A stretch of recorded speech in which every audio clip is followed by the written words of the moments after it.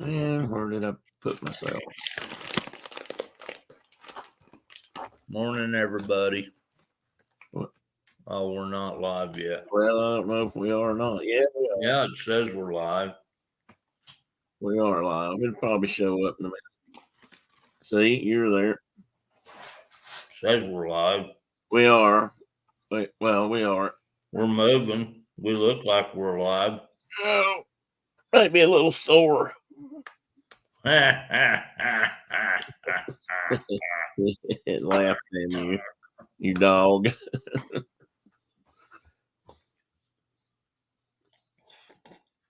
It'll be a good sore. I hope so. Good morning. Let's see here. We got Miss Tina McNeil in the room.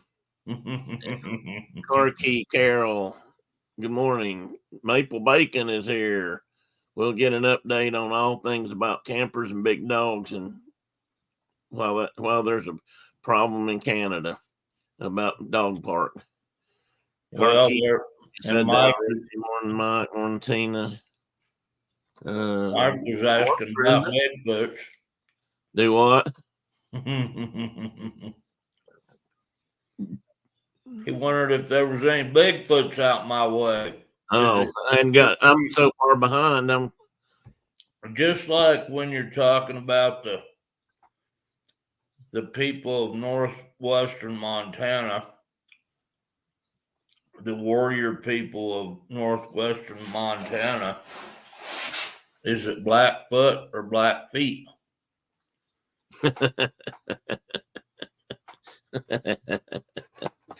Well, I'm sure there is a right answer to that. Probably Blackfoot, but if there's more than two, you'd think it'd be feet. I'm not trying to make fun. I'm just trying to. Well, he used Bigfoots in the. Oh, so he said Bigfoot in the classical sense. Spelling's everything. The English language will get you every time. And who are you calling geezer? My wife. Who? Brenda said, "There's you two geezers." She certainly is feeling a little spunky there, and I know better because I know where to hit her. Or not hit her, I just have to touch her. I went to a book signing last night. You did? One of my brothers did a book, and I went to his book signing. Where did you go for that? And it was a ginormous room full of people like you. really, really cool older ladies that looked like they'd been there and done that and bought, got them a t-shirt and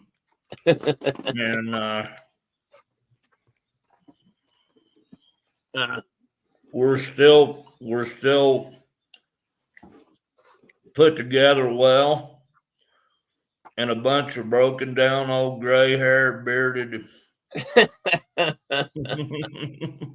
What you're telling us is one game and fishy guys that looked like they had been there and done that and bought the t-shirt and lost all their joints and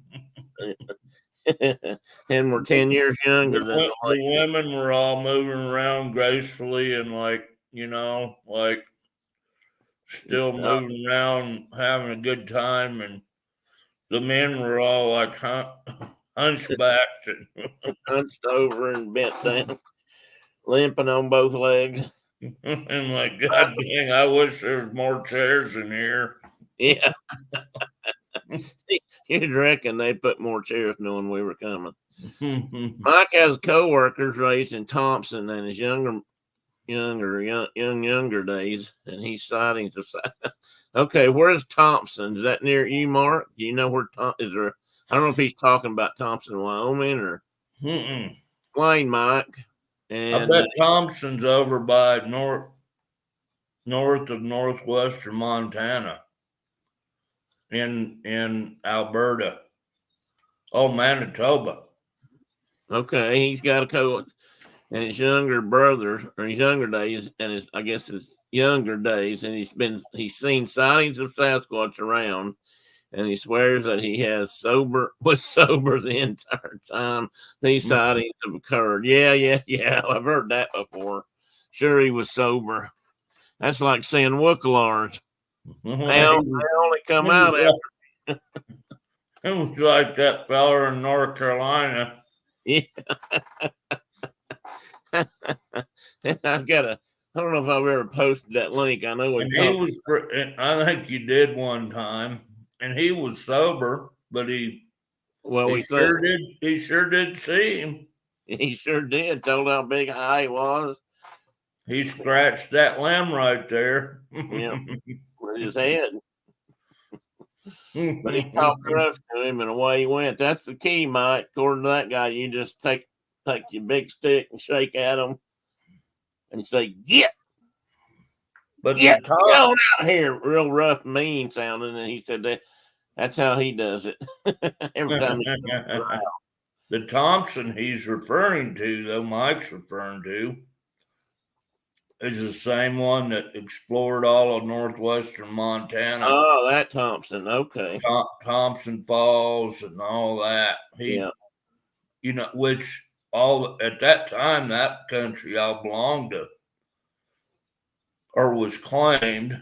It belonged to like Flatheads and Blackfeet people, but it was claimed by the Crown at that time. The Thompson, the Falls, I can't remember that river. Is that maybe it's the Manitoba River, but doesn't that run north and then dump into it's Thompson Falls is on I think it's the Yak. Okay. But does it run north into the ocean that way? No, it runs into the Missouri. Oh, well, hell, that's not okay. It's coming out of northwest Montana and running. Well, it might run it. No, that's not true. It runs into the Columbia. Oh, so it's west of the divide and it goes that direction. So that direction. Yeah. Well, okay. Anyway. So what, Mike, what else is he? I mean, what kind of evidence does he have? TMI.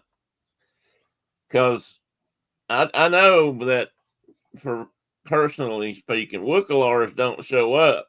You don't even see them unless you're semi-lubricated.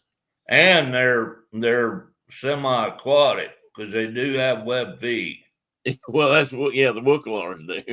Web-footed Wookalars, which is unique, in a species such as that. I haven't thought about Wookalars in years. Oh, I've never forgot about Wookalars. It's one of them things that stuck in my head. I think you're the first one that ever told me that. Well, and I think I heard about them from Don Knotts. Oh, really? Well, I may have heard it there, but you're the first one that talked about people. You had out on. He did a show with Dave. Adventures by Dave. Awful. I mean, it wasn't awful. It was so funny you couldn't hardly stand it. It was him and Tim Conway, I think. What was it? And they were detectives. A movie or just a skit? Yeah, it was a movie, and I can't remember the name of it, but that would be.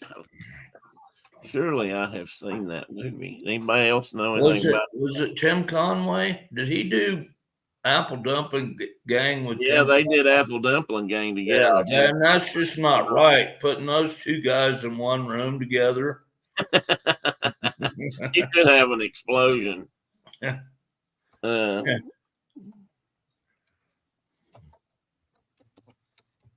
God, I bet it was crazy.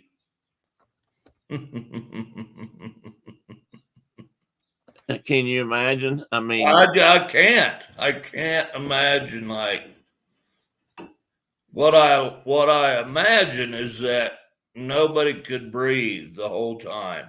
Right here it is. Laughing hard. It's called The Private Eyes. Yep. The Private Eyes. That's Don where I Knotts. first heard about Wookalars. Don, well, I haven't seen that, so I'm gonna have to get that or rent it or see if I can find it online because that's it. Listen to this. It's produced, at least this version of it. I don't know how this works with something like this, but it says Hen's Tooth Video. Maybe that means it's rare and hard to find. Hilarious. I have a copy of it. I'm gonna have to look for that. I've never even heard of that movie. That's a new one on me. Hey, Teddy, you got people saying hi. It's kind of semi like Ghost of Mr. Chicken, you know, kind of that kind of. They get into situations where the Hooties and Hanks are going to get them, and I got to find that. It's funny. I may have to let my ribs heal up just a little bit, but. I had a coughing fit yesterday. Damn, I think it pulled every rib muscle or abdominal muscle I had. Tina's Chuck, husband went and got her coffee. My bride brought me coffee too. Oh, he brought it. I thought she was saying he stole it from her, but he brought it to her last night. He brought her coffee, and my wife brought me coffee this morning too. I built it before she was up, but she brought me a big old cup of it.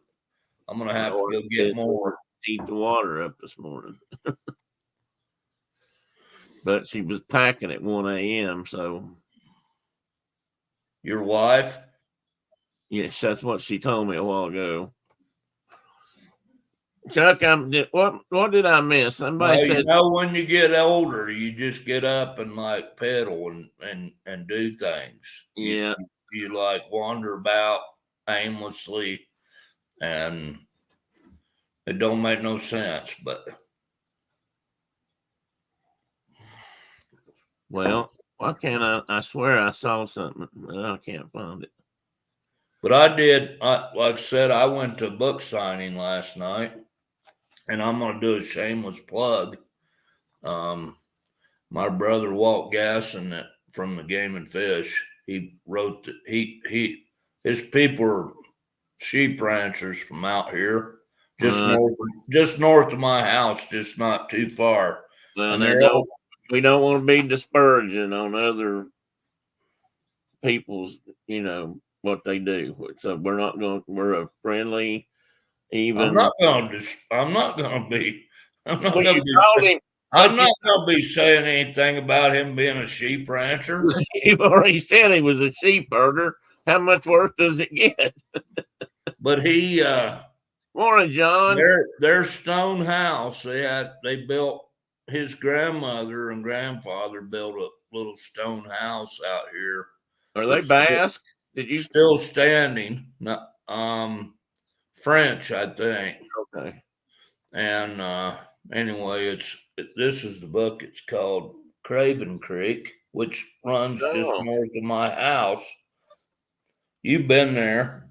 Okay. And you're leaving? It's a collection of essays, and there's some great tales in this little book. It's worth to read. Did he publish that himself? Do you know?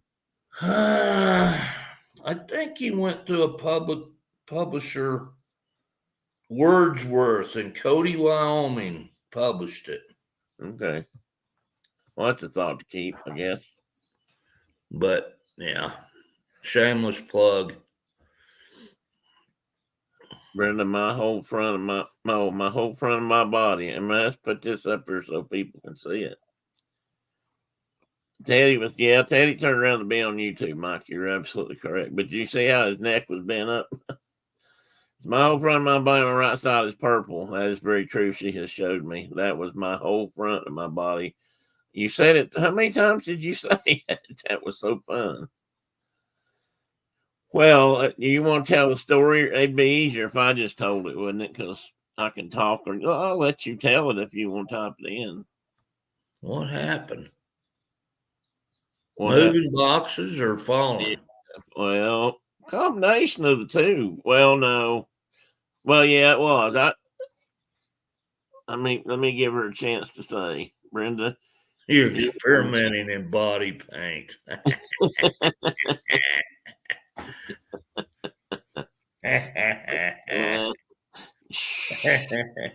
Rocky. We're supposed to know that out loud. Okay, she said for me to go for it. So I don't know if I showed you guys one of the bookcases I was getting. We found this guy that was getting rid of some furniture, really nice furniture, and he sold us a glass thin bookcase for real cheap. It's going to be the centerpiece of my library, I think.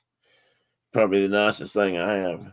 Anyway, and it was like $50, and it's old and it's solid and it's really good. But it has heavy. Huh? But it's heavy. Oh God, yes. Well, I don't know. Kelly and Brad picked it up, but not that I didn't think it was too heavy for her. But it is heavy. But it's got glass front doors, and I was putting boxes in beside of it, and I was trying to box it in. Use the boxes to help hold it, so it wouldn't slide or tip over, that kind of thing. And with my body in the current state, I have to say I'm partly to blame for all this. My body is in such a state that I usually have to have at least 3 points of stabilization. My feet on the 2 feet, and my butt or my arm or some part of my body has to be, leaning on something else. So I was trying to move a box, which was probably too heavy for me to bother with, and my big arse got up against the glass and cracked the glass, and I heard it instantly. And Brenda says, "What's the matter?" Because I don't know this for a fact, but I suspect I cursed at that moment. But that's just a guess. I'll guarantee you cursed. Yes, Tina, listen, only partly. And and I looked, and sure enough, there was a crack right across there. 2 pieces were coming off. A sharp, dangerous one that could have been a knife, and a bigger, dangerous one. So anyway, they were moving around. I didn't want them to fall and break more, so I reached in there and took them out. It's got little spring-loaded clips, so you can just turn them out of the way and get the glass out. So it's easy to replace, fortunately. And I handed her the biggest piece because she was going to throw it away, put it in the recycle bin. And Tina says, "I bet you cursed." Tina, you don't know that. You guys have a really bad impression of me. I've never been in the Navy, but I was a mechanic. Anyway, I took it out. So we're not sure why the next event happened, but I was still monkeying with putting the door back on, closing the door and putting up boxes and staying off the cabinet. And Brenda had the glass, and for some reason she decided that she was going to tape all the edges so nobody get cut. And then after she did that, she thought, "Well, why the hell did I do that? I'm going to throw it away." I said, "Well, it'll be safer." So anyway, she walked out of the container, and we're loading this stuff into a container on the ground. And to push my buggy up in it, I've got a piece of plywood that lays there, half 3/4 inch plywood that I'm. But at that moment, it was damned, just laying flat on the ground, and we hadn't used it yet. And she went out to do something, and I'm sure I did say something about, I don't know what happened. But she turned to come back into the container and got her toes up under, or at least a toe, up under the edge of that plywood, and she tripped over it and she fell. And I'm telling you, she hit like a blivet. I mean, she just splattered into that trailer, hit her face, hit her across the chest right through here. She's got a toe that's purple all the way around. So that must have been the one that got tangled up. And then she's got, and she landed on her knees, but the old titanium knees held up. So they didn't give out. So that's not bothering her. But boy, this spot across here is. And I'm a little bit worried about broken ribs. And of course, you may have heard this story before, but she's thinking that, well, why would I want to go to the doctor if they can't do anything about broken ribs anyway? That's why I spend that money, if that sounds familiar. I know a guy like that out in Wyoming. But yeah, he knows that they don't do nothing no more. They just tell you, yep, they're broke. And I'm like, well, I could have told you that before I got here. Because they go clickety click, clickety click. I could have told you they were broken. But sometimes they give you really cool drugs that make that's what I told her. that make it less painful, at least. I said, you might could get some good, medication. Go get it. Sometimes they just like, well, suck it up, buttercup. But and the other result of that fall was she still had that piece of glass in her hand, and it shattered and went everywhere. So, yes, a few pieces were in her hand. I had to dig out a piece and some. I thought, I was thinking there was a splinter in her hand, but she didn't hit. I don't think that hand hit the plywood. So maybe it was a piece of dirt or glass. Anyway, she hadn't actually shown me that in a couple of days because she's not complaining about that. But the ribs are starting to hurt, and if they keep hurting, I may take her in. I don't know. She don't want to go in, and she don't figure it's going to help any anyway. So we may not go, but we're both banged up. The girl but busted ribs depends on where they're busted. If it's in the wrong place, it can be a issue. Well, mine were broke right across this way on my chest, and so I lay on them. I still to this day they hurt. I swear sometimes I can press in and feel the spot, and I feel, I guess, where it healed. Yep.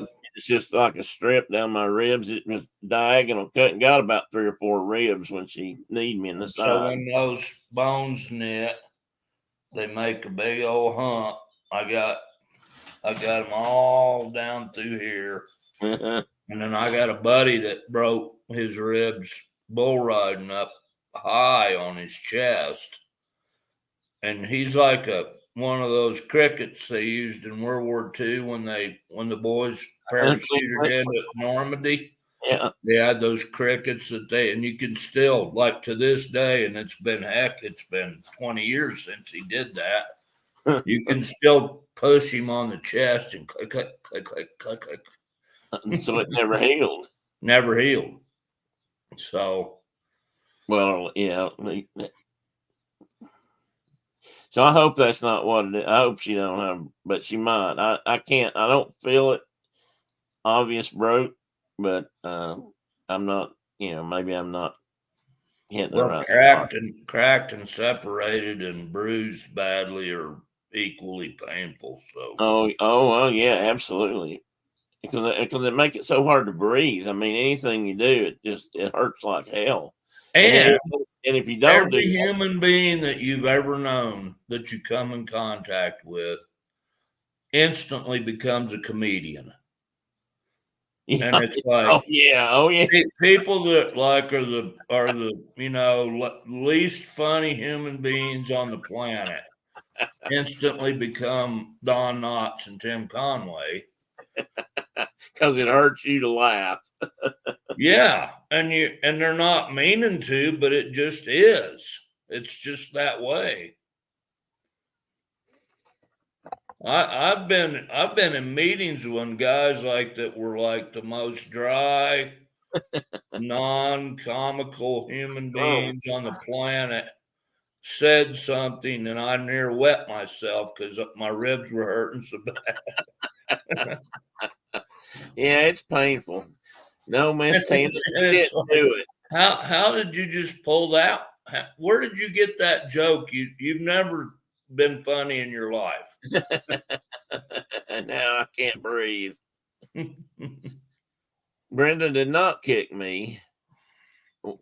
I got hurt playing volleyball. We had a mixed league at work many years ago. I was working in Nashville and I played volleyball with Phil and a couple of other guys, and there was a couple young ladies that were women that worked there that were on the team, and one of them was I don't know where she was from, but she was not that big. She was slim, blonde hair, but fairly athletic.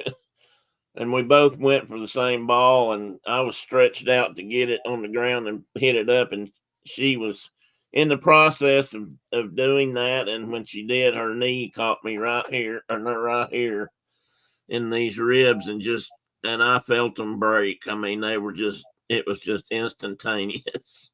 That's when I learned that, you just got to go home and suck it up, Buttercup, because they don't do anything to. I said, aren't you going to at least wrap them up so they don't hurt so bad? And they said, no, we don't do that anymore because that causes people not to breathe deep and then they get pneumonia. I said, oh, thanks. So, and if anybody else is in the room's had broken ribs, you know what we're talking about. Good Yeah, God. I mean, they just like, yep, they're broken. Give me a bunch of money.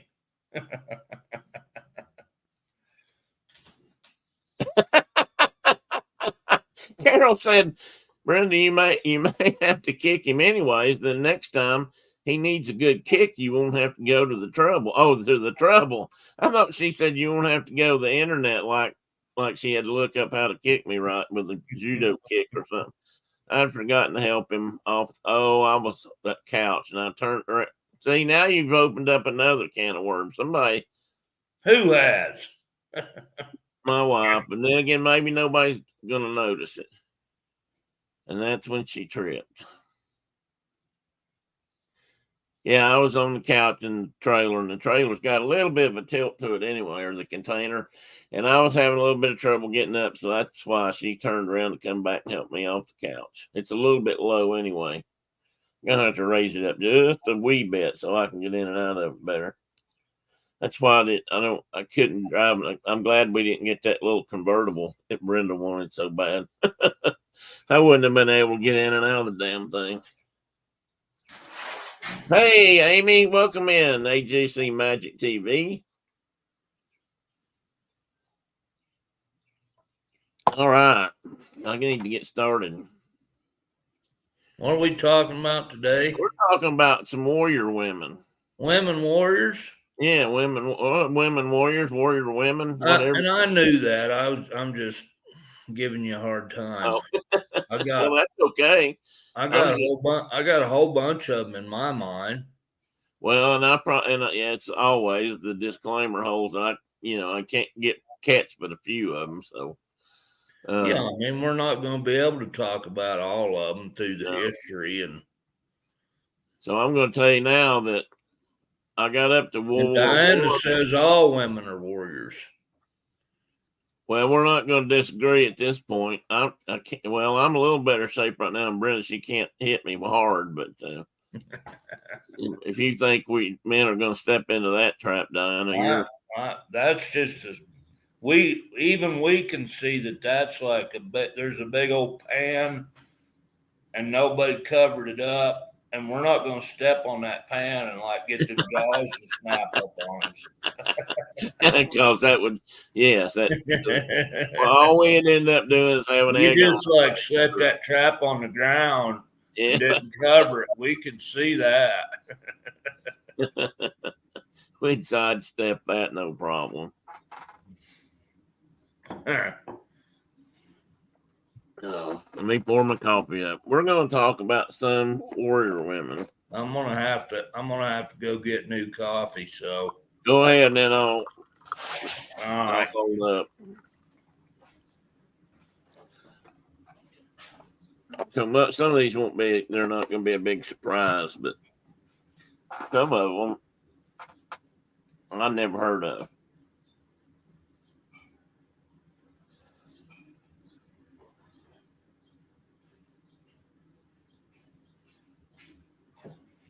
And I'm going to mess up some names today. I know. I'm back, and I got coffee. I suspect he means coffee. Well, I'm glad you're back, John. I missed you leaving, buddy.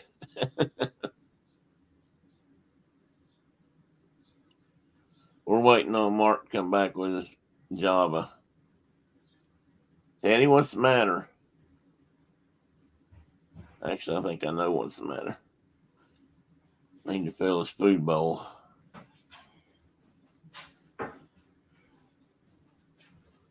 New coffee? There's new coffee. Oh, speaking of that, I need to mail out some. And I've asked, I know a couple of people that are getting it. I don't know if anybody else wants it or not, but if you didn't hear, I have a special offer for coffee, free pound to anybody that wants it and to try it.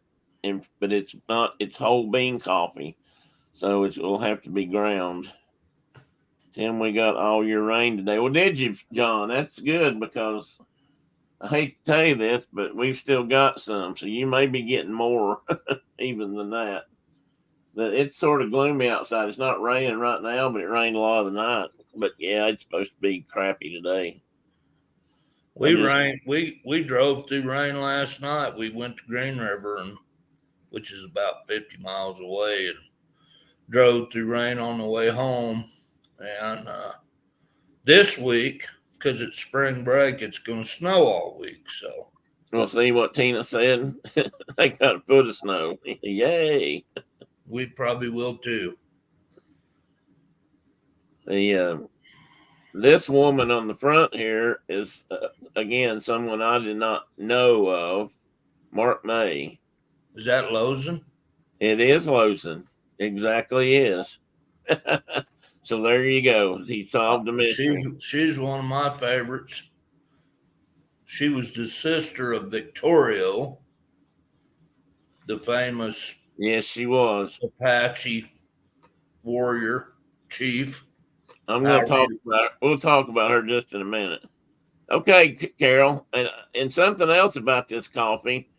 If anybody has, well, like I don't know about you, John, but if anybody has attends or is involved with, like a VFW club or veterans center,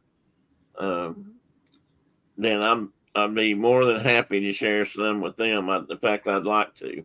That was did I tell you what happened, Marcus? Do you know about what happened? Well, I had a clerical error. And then I'm going to say some of it was on them. It wasn't all on me, but from Facebook, crap. My Death Wish Coffee Company. And they sent me a big order. In fact, to me, it was a double order, and I wasn't expecting any order. And so I called about it to change it because it was a lot of money. And we were trying to hang on to every dime till after closing costs was done and stuff. Right. I said, "You got any money?" Well, yeah, we got money. Anyway, and some coffee to trade. And so what they did, well, this is what they did. So I'll probably be drinking their coffee from now on. Here, I was thinking about quitting and going on to something else like local coffee. But anyway, she said, "Well, what if I gave you that? What if we just take that off and you keep it for nothing? if you'll give it away to people, you'll give it away, and maybe like some vet centers or things like that. Then it'll be our pleasure to do that. And so I said, I'll do that. So I'm offering it in here, but if anybody else has a local community place they'd like to give it to, then I'll send you extra. How about that? So you just have to tell How me. much coffee are you talking about? Like 20 pounds or Yeah, maybe. really? Yeah. I'm trying to think. It's double layered in the box. It probably is close to that. I have to look back and look. It's at least over a dozen. I know that. So sorry, Carol, I didn't get any tea. Send that up to John and have him distribute it to. Yeah, that's what I was thinking. Is he still in here? I think so. And then I had a thought last night too that I might take some of it if I end up with extra. I got spoiled in my Christmas gift with a Keurig. No more Mr. Coffee for me. It's a lot easier to use. You are right there, John. I haven't had any that I liked. I mean, I've tried Keurig coffee at places, and I don't know. It doesn't suit me. I don't think it's as fresh as. Is that like motel coffee? Those little, It's kind of. It comes in those little cups, and you those put. little cups that you stick in the one deal, and Yeah. Some hotels have gone to that. But anyway, so back to the story. Here's the dude take care of the business of the morning. Hit that like button if you like what you hear. Hit that down button, thumbs down button if you don't like what you hear, and tell me about it. Well, if it makes any sense, tell me about it. subscribe and leave a comment. Yeah, that's right. That's just what he said. Positive or negative. Yep. Better to have some than The nothing. two geezers like talking. Holy buckets, we jumped back. We went back a little further in time. And Is then that we'll get Boudica? who? Boudica. That is Boudica, or it's Boudica or Boudica. See, I don't know how to pronounce. I'm gonna butcher these names, but that's another one on my list. For what? Oh, well, okay, good. Well, you said to come up with a list of women warriors that you thought were cool, and I think she was cool. I forgot about saying that. So, yeah, she's and I got some more pictures of her, but this is a pretty impressive statue. And this is in where was she at? She was in England. It's got to be in Eastern England. She was in East Anglia in the eastern part of Britain. So I've got a little story about her. Yes, she was. Okay. Got to turn. And her name, I think her name basically meant victorious woman. But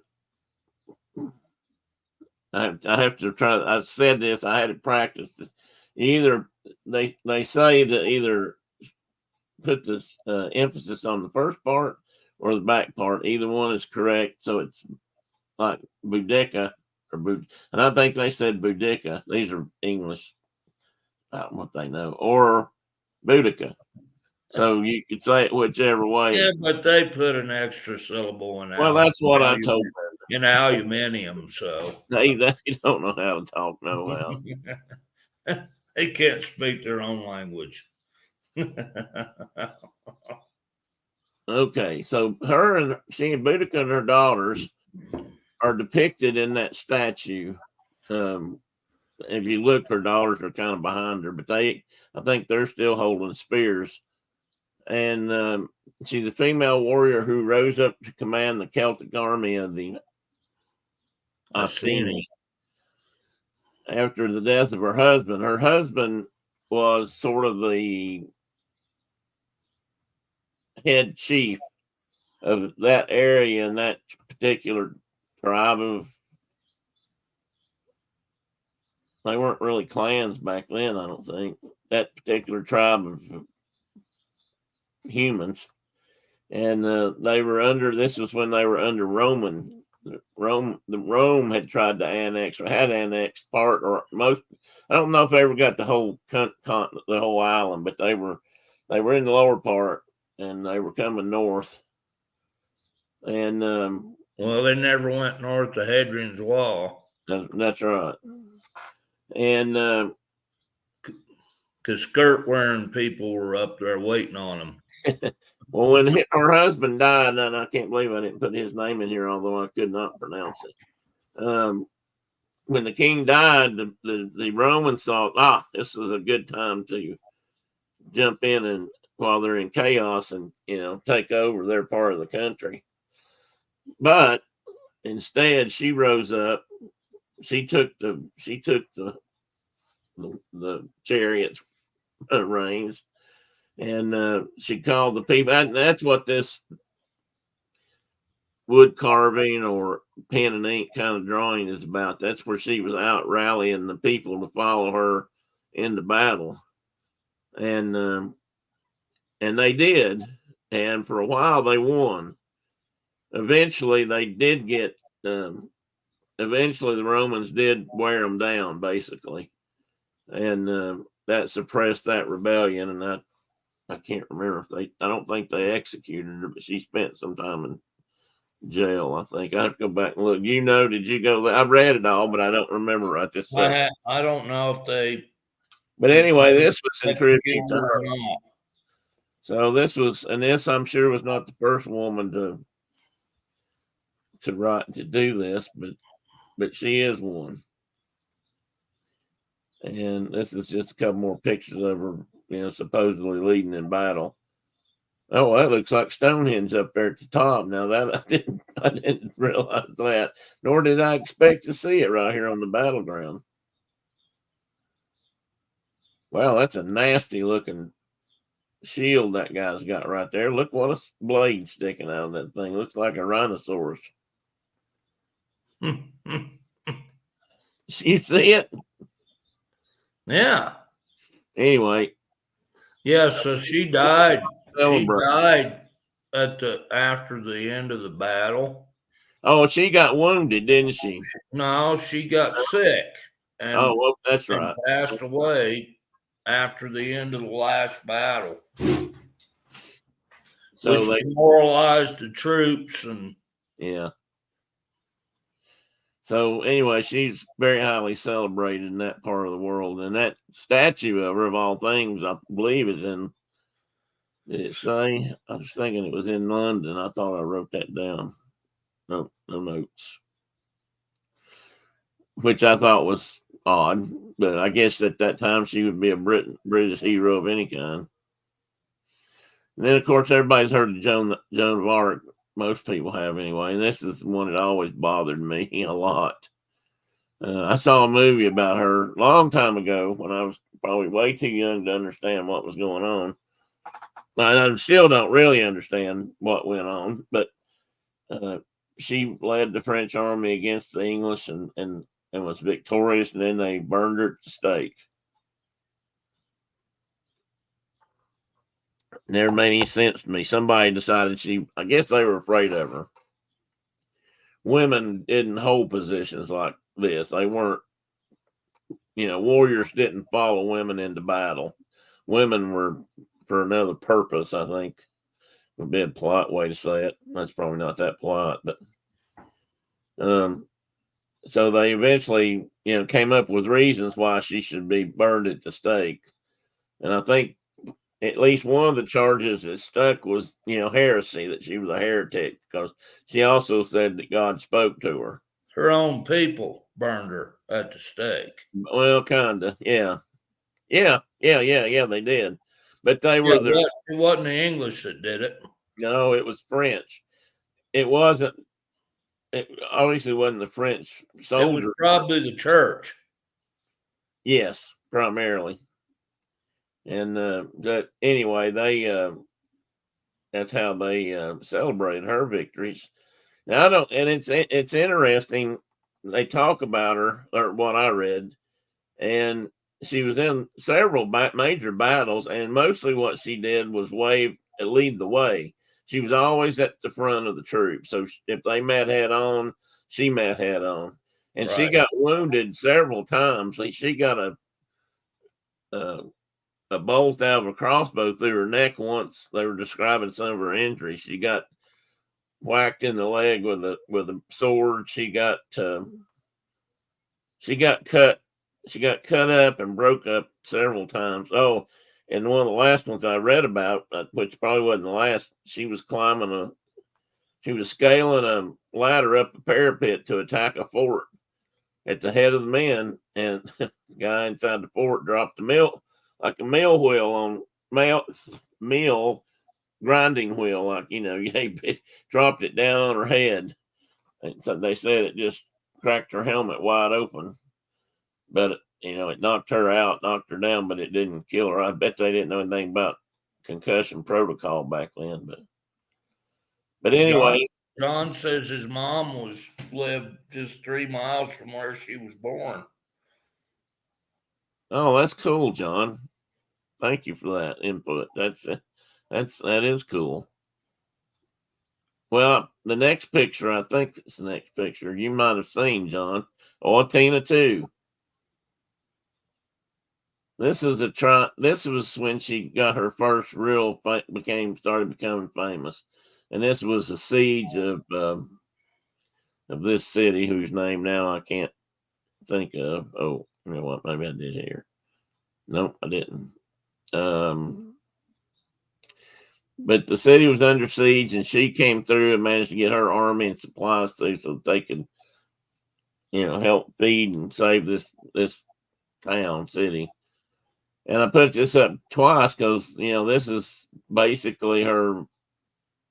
The statue is almost after the pose in the painting, but this statue is. I know this statue because if you ever watch the Tour de France. At the end of the Tour de France, they end up running around. They do a course in the city, and they go by Joan of Arc every lap. And it's kind of cool to see those bicycles riding around her little area, and where it's like a fenced in area with grass, and it's round, I think, and then it's got her big huge statue on it. So later in years, they decided that she wasn't guilty of all those things. Sorry about burning you to death, Joni. But you know how these things are. But we'll make you. They made her a But son. you can't be talking to God and not going to the church. No, I know it's heresy. I was just thinking, how many people in this country right now would they have to burn at the stake? Because I hear that a lot. Go the other way. Anyway, Joan of Arc, but that movie always bothered me when I was a kid because I kept trying to figure out why did they burn a hero? They burned her at the stake. Why did they do that? She was wounded. She had wounds all over her body, but they felt like they needed to insult her a little bit more, I guess. Well, okay. And her own people. That's her own people. Yeah, the people. Some of the very people captured by the enemy and they burned her, then that would be not good. Still wouldn't have been a good thing, but at least it was the enemy. Yeah, you would have kind of expected something like that. Okay, now let's move forward and take a bit of a jump. And I thought I put in something about. No, I hadn't got there yet. This is for Margaret Cochran Corbin. And in Ireland, they say Cohorn. Cohorn. Corbin. Well, they probably did too because they're not that far removed. Tina, this is, I think, somewhere up near your country. I don't know exactly where. It was Orleans, John. Thank you. Orleans. The church was supposed to be the authority of what God wanted. She said that God spoke to her, and the church didn't want people thinking they would converse with him directly. Yeah. And that was the thing. She kept encouraging these generals. That she wasn't. I don't know if they had eventually, referred to her as a general, but she went out front, led the troops out front with her flag flying. Never got she got injured, but she didn't get killed. And the men followed her because they just thought that was, extremely brave. And she said, and then a couple times they said she encouraged the leaders to keep pushing, which turned out to be correct. Every time she did that, they won. And the English just kept running towards the ocean. And that was their whole point. They were trying to push the British groups, whoever was ruling Britain at the time, they were trying to push them out, get them back, go home, stay away from us. And how did I get there? And they were the same people. That's we're still, that's always been the funny thing to me that, like, after What's His Bucket landed in England from France. Who am I thinking of? Daggone it. Anyway, it's escaping me. But they had ties on both sides of the water there. Yeah. France and England. And it was like William Duke of Normandy. Maybe that's what I'm thinking of. Anyway, he control. I think that's right. I think he controlled most of the Normandy area, even while this was going on. Right. And they were pushing these guys back that direction. So they were fighting each other, and it's like, you're the same people. Stop fighting each other. But they never did. Okay, let's they still don't like each other. No, they don't. Well, no matter what they say. So this was up on the Hudson Fulton. I don't know what county it's Hudson Fulton County celebration. Maybe we're trying to read that plaque, and this is about this lady. Right, this painting is about her. Some of these women I don't have pictures, but most of these that came out of this part of the time, we do have some images. But she helped defend the fort. This was when Washington was fighting. The Continental Army had New York. The British pushed them out of New York.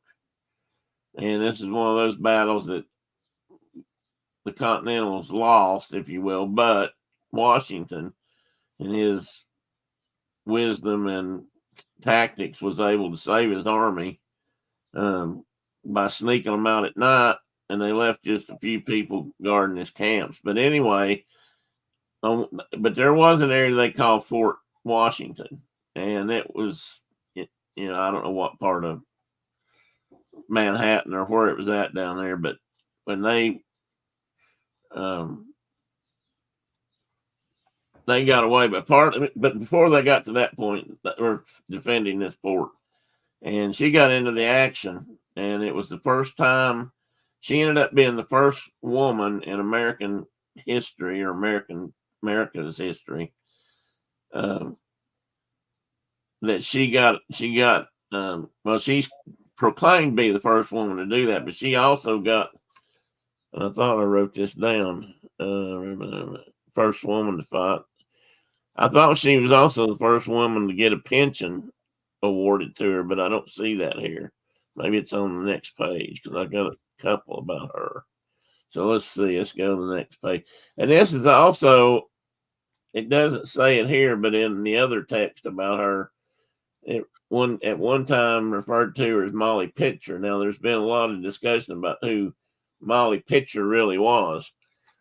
and they think it's more of an amalgamation because one of the actual most, other than this lady, the most famous Molly pitcher was in South Carolina, which I'll talk about in a minute. But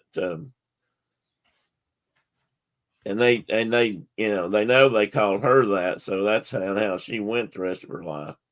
Oh well, except that she went by Sergeant. I'll tell that later.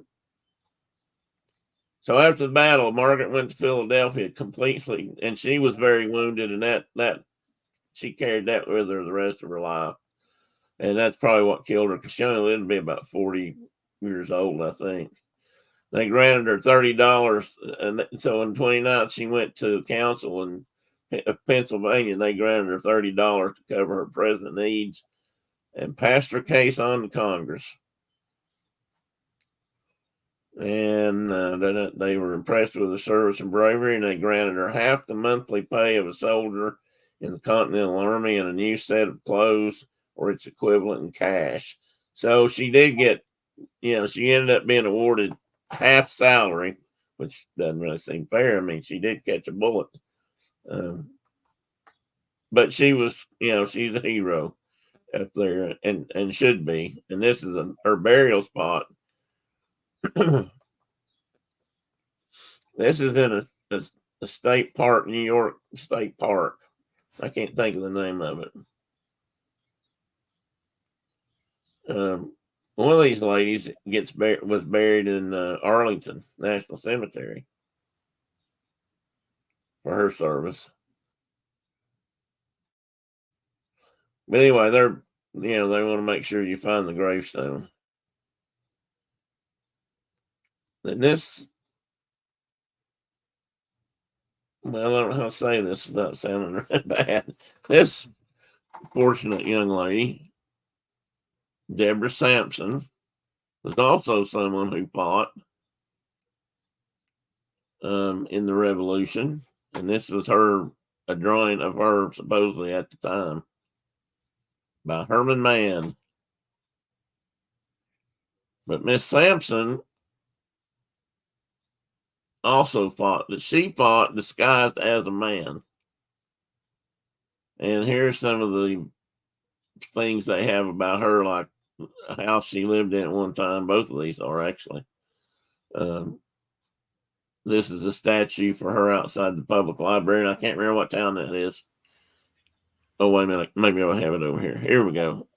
She was born in Plimpton, Massachusetts. She disguised herself as a man and served in the Continental Army under the name Robert Shirtliff, and they spell that 3 or 4 ways because they never were sure. Maybe since she made it up, she didn't know either. They spell it with U, they spell it with an I. Some people call it Shirtliff, some call it Shirtlife. Anyway, she fought in the Revolution for 17 months. I think she was in from late 1781 to sometime in 1783. And she fought for 17 months, and then they discovered the sex situation, that she was female. And 17 months she went past, and nobody ever thought anything about it. They just assumed she was a man. And I tell you what, if she's the one, she may not be. One of these women was a sapper. Is that sapper? That was World War One, and that was tough. But this lady fought side by side, and she, when she was wounded, and they took her into a medical center. Oh no, she contracted. They sent her. She was part of the guard in Philadelphia, and she contracted a fever there. That was not too uncommon. Stick a bunch of people together, especially farm people and city people, and somebody was going to get sick. And after the doctor figured that out, and he didn't tell anybody, and he took her home and took care of her, I believe. His family did, or his former family. And of course, he reported it to her commander, but instead of getting all outraged and burning her at the stake or anything, he actually gave her an honorable discharge. And and then first woman to go. She went on a lecture tour. She was the first woman in America to go on a lecture tour to speak about her wartime experiences. Now that probably was interesting. I'd have paid to go see that. And yeah, if you don't know, but people did that back then. They'd just go from town to town and, get in the church or whatever building. They had to gather people and, tell them stories and talk to them, and they'd pay money. And so that's the way things work. Mark Twain did that. I think Grant did that after the Civil War. Anyway, after her discharge, she got married and went off, and that's when she did all that. And she died in Sharon, Massachusetts in 1827. Sorry. Well, she's buried in New York, though, after a real identity was made known to her commanders. I'm having trouble reading the print. She came first woman. Go on lecture tour. She died in Sharon, 27. Claimed official heroine of the Commonwealth of Massachusetts on May 23rd, 1983. And in 1995, the United States Capitol Historical Society posthumously honored her with the commemorative medal. So, I mean, they finally recognized her. It took 200 years. But she was definitely a warrior. And you're right, Tina, that she definitely was an American Mulan. Yeah. Did you have her on your list too? No. I didn't have time to put my full list together, but this is another one that Anna Marie Lane, and she was the first documented female. I think that's important because that tells me they know or suspect there were more, but she's the first documented female soldier that joined from Virginia to fight with the Continental Army. And she dressed as a man and accompanied her husband on the battlefield and was later awarded a pension for her courage in the Battle of Germantown. Have you jumped? Did I jump? No, this is still Revolution. Yeah, but did you switch humans? You did. Yeah. Oh, yes. I'm sorry. I did. But not slides. I went from that slide to this slide. You're still on. Oh, okay.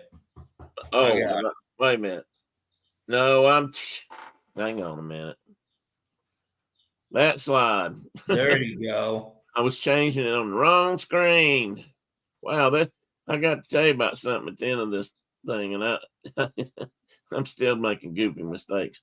So anyway, this note, the reason I was doing that was because I was trying to read. I couldn't read it. And when you blew it up bigger, it just got fuzzy. So I found something that talked about it.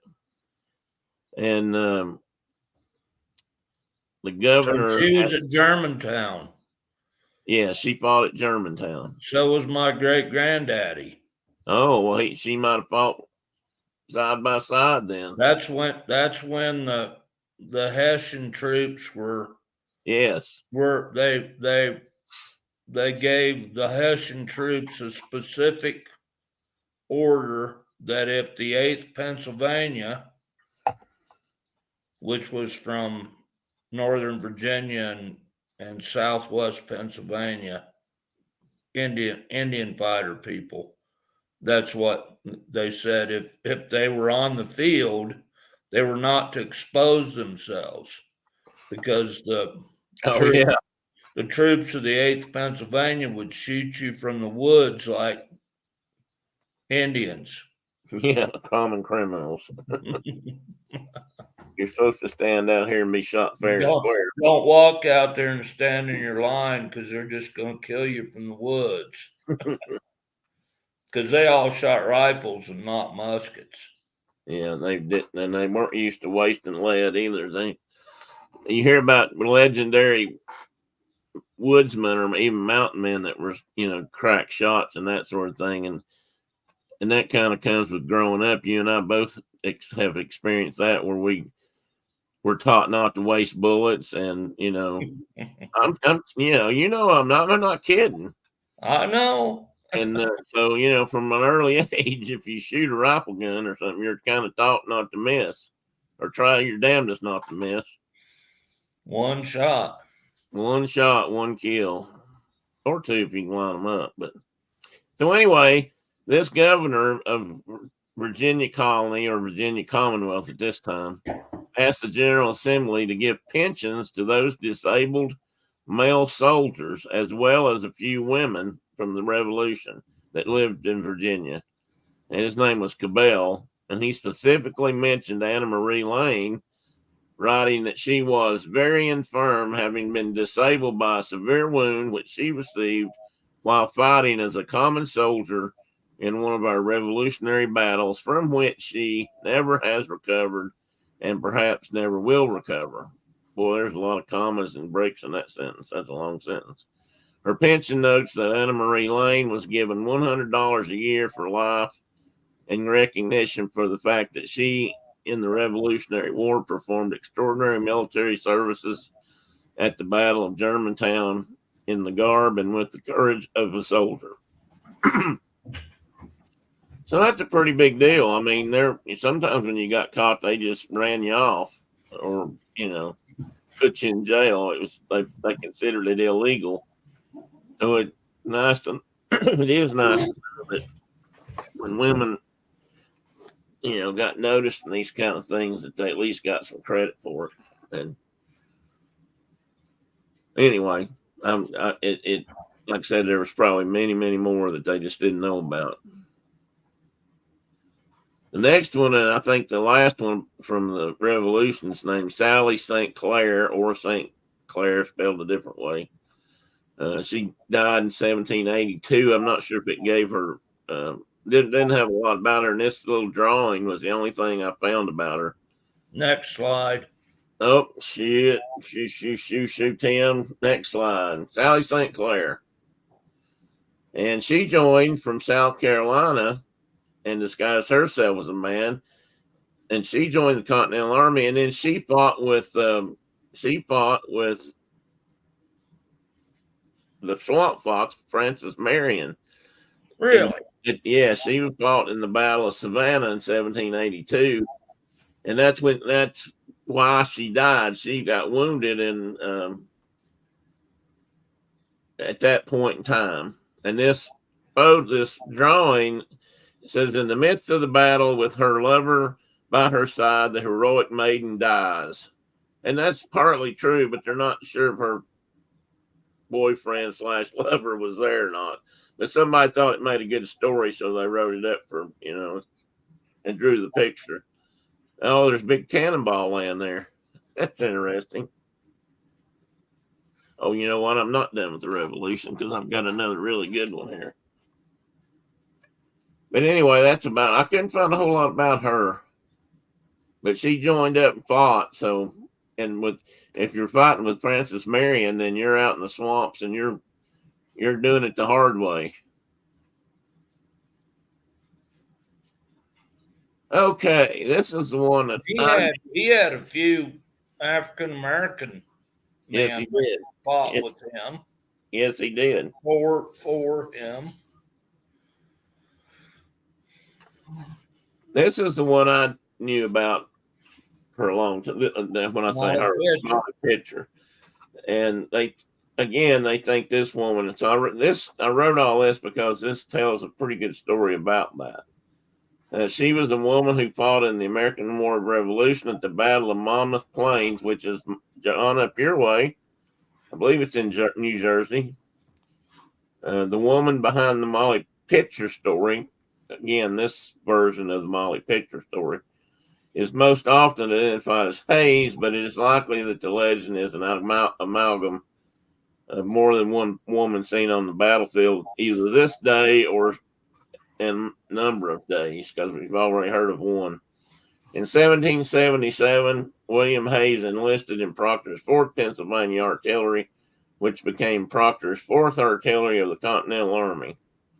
During the winter of 1777, Molly Hayes joined her husband, Camp Follower, at the Continental Army's winter camp at Valley Forge, and that was pretty common, and there were a lot of women at Valley Forge, Pennsylvania, and that was a bad winter. They lost a lot of men to disease and frostbite, and it was starvation. She was one of a group of women led by Martha Washington who would wash clothes and blankets, and they helped care for the sick. This was kind of the early Florence Nightingale kind of thing. And this went on. Our camp women followed their husbands into war. I think they did that in Europe to a degree, and they did it over here both for the British Army and the American Continental Army, and they did it during the Civil War. I mean, it's just something that's went on for a long time. Thinking, okay, early 1778, the Continental Army trained under Baron Frederick von Steuben, and her husband trained as an artilleryman. And Mary and the other camp followers served as water carriers, carrying water to troops who were drilling on the field.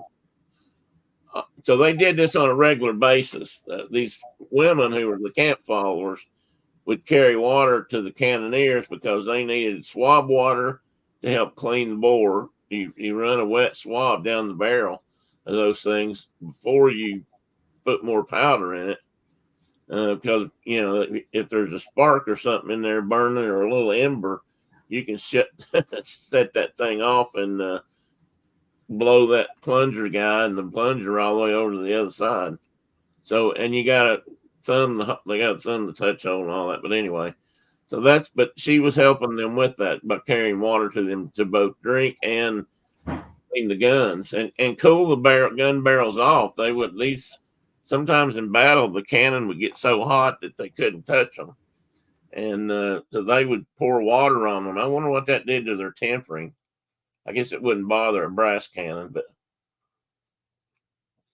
that can make a iron cannon brittle after a while.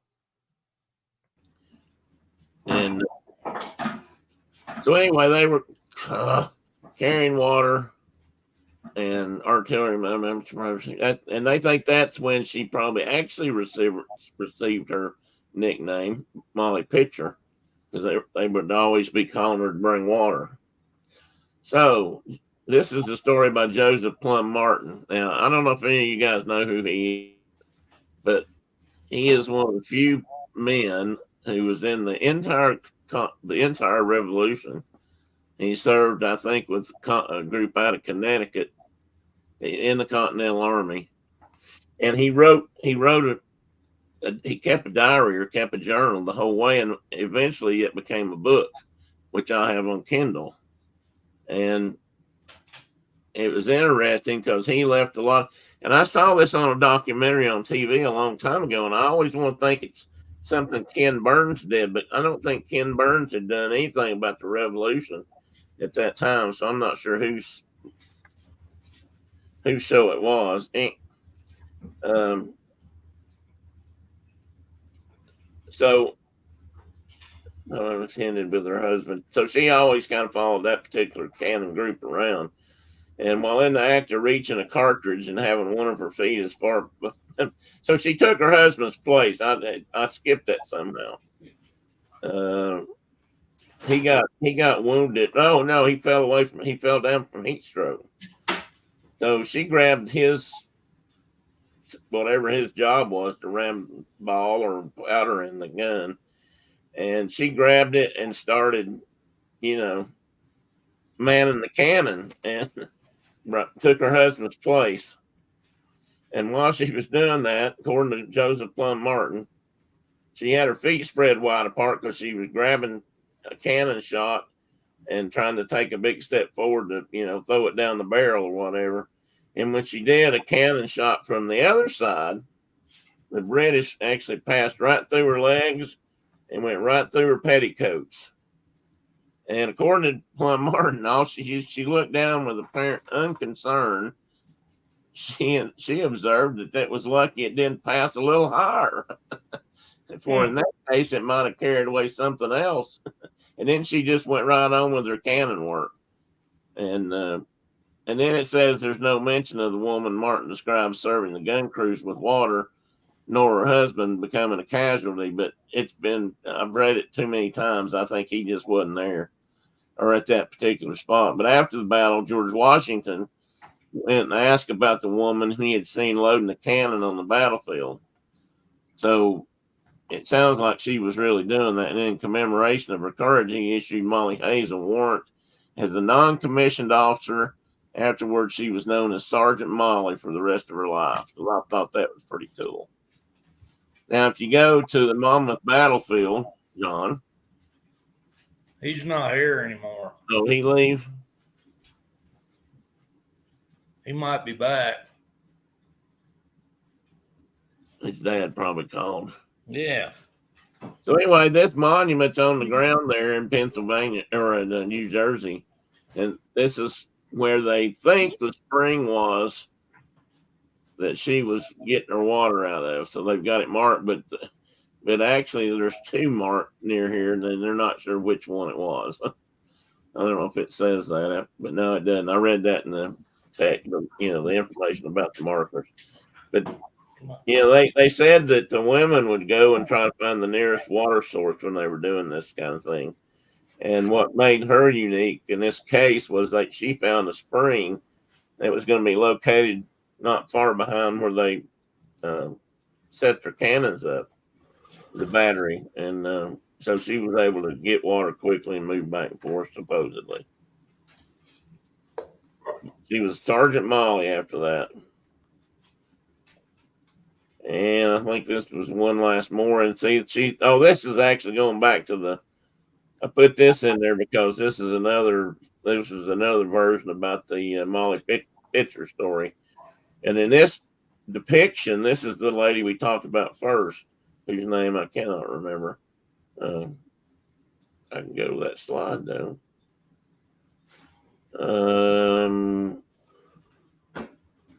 Margaret Corbin.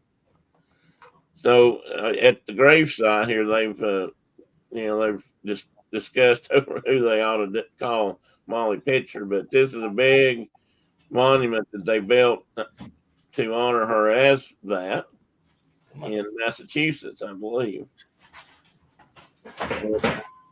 Margaret Corbin. She didn't live too long either, 49, if that date's right. During the British Hessian attack on Fort Washington, 16 November 1776, Margaret Corbin was wounded when she filled the post of her husband, and John, who was killed while loading artillery, the first woman to fight as a soldier in the Revolutionary War. She is buried at West Point. Now, this monument is not in West Point. This monument is in this is the Chamber of Commerce in Washington Heights, Inwood, and I believe that's somewhere in Massachusetts. It probably says over here. So there's a lot more information there than I put down, obviously. There's also another lady that I think we talked about, Deborah Sampson, who was also posited as maybe being the inspiration for Molly Pitcher. And she was another one who enlisted as a man under an assumed name. Somebody recognized her, so she left and then came back, and she went under Deborah Sampson. Deborah Sampson. Her comrades nicknamed her Molly because of her smooth complexion and high-pitched voice. After her discharge, she successfully petitioned for a pension as a veteran, so she also got So there were several women that got pensions out of the Revolution. So a few of them did get recognized, and a few of them did get recognized for basically gallantry and, being successful combat warriors. And yet, we never wanted women in the army until the last 100 years, 50 years, 60 years. Well, 100. We'll go to World War I, but it was even then, it was different.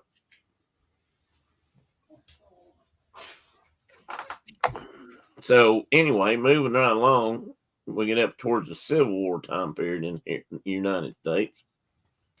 And that's just when I realized a little earlier that I jumped right past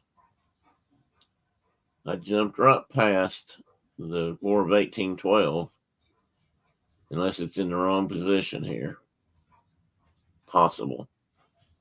So Harriet Tubman, and I put her in there for a couple of reasons. Obviously, she was a famous abolitionist and spy, but that's what I was going to point out.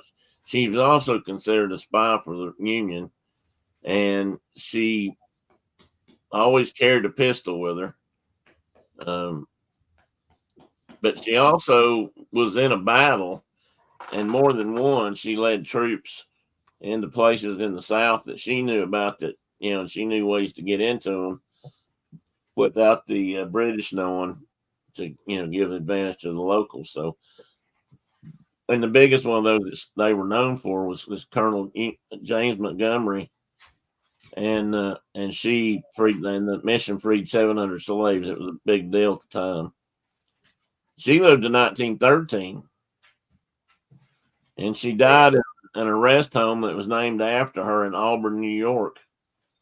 She was buried with military honors in the Fort Hill Cemetery in Auburn, which also included such figures as Secretary of State William Seward.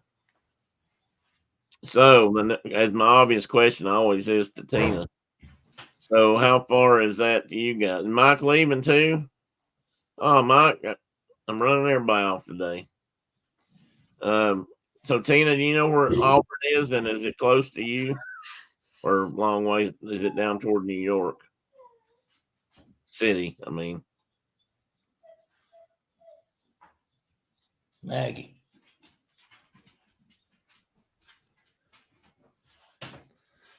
I got grand dogs running all over me. Tina, that's cool. I didn't see this till just now, so that is interesting. I think you mentioned, maybe we talked about Steuben before. One of these guys, I thought, were mentioned. Anyway, so, and I've got, if you ever watched the Civil War, there were quite a few women involved in spying or taking messages across, in which might as well put a gun in their hand, as far as I'm concerned. They got treated just like combat soldiers or worse. But I think it would have been amazing to talk to her back, before she passed away, because she had to have some stories to tell. And again, some women went to war in order to share in the trials of their loved ones. Others were stirred by thirst for adventure. I think there are women like that still today that crave all that, not just boys that go out and get in trouble running through mud puddles and all that. Sarah Emma Edwards, also known as Franklin Flint Thompson, of the 2nd Michigan Infantry. I could only thank God that I was free and could go forward and work, and I was not obligated to stay at home and weep, which was what, women stayed home and cried. I've heard that before. And this is 2 pictures of her, one dressed in uniform, one in a skirt. I can, with short hair, I can see how she could probably pass, no big deal. There's another one, Albert Cashier, born Jenny Hodgers, in the 95th Illinois Infantry, participated in more than 40 engagements. I don't know what she did. I don't know what position she held as a soldier, but to survive 40 engagements in the Civil War, that in itself is probably a record. Frances Clayton served with the 4th Missouri Artillery. That's this lady. Yeah, this is Franklin Clayton. I didn't have one of Franklin Flint Thompson. Whoop. And she was wounded in the Battle of Shiloh, and again at Stones River. Loretta Janenta Velasquez served in the Confederacy as fighter and spy Lieutenant Harry Buford. She made it up to lieutenant, and I have to assume they didn't know, or not, and anybody knew that would have made a difference. But to get a lieutenant, that's commissioned officers. I'm going to guess that was probably a battlefield commission, because she couldn't have gone to West Point to be a lieutenant. had to be awarded just for services rendered kind of thing. So she must have been a pretty good soldier too. And this is Lozen. Was considered a prophet. She was a warrior, a prophet of is that Chihini Chiricahua? Mm-hmm. And it says she was a sister of Victorio, who was a prominent chief with the Chiricahua. And she was born in the Chichini band in the 1840s, they think. She was, according to legends, able to use her powers in battle to learn the movements of the enemy. And this is something you read about fairly often. There were leaders of native tribes that did seem to be able to foresee things, and it could just be because they grew up hunting and they kind of knew how critters acted, and if deer ran this way, and men probably did too, but they were really good at that, and it was often considered to be magical, if you will. But she rode with Victorio for some time, and he referred to her as her right hand, strong as a man, braver than most, and cunning in strategy. Lozen is a shield to her people. And she was known. I mean, they knew she was female. And I thought I put these two books in there because I thought this is interesting that there's actually two books about her and Victorio. I may have to pick one of these up and read it, learn more about her. You need one of them. Do you have one of them? No. We should both get one then. So we'll have them when we can talk about them. Moving up, War I. This is the first time the American Army formally let women serve. Of course, they didn't. They weren't allowed to be on the front line. Well, they weren't allowed to fight.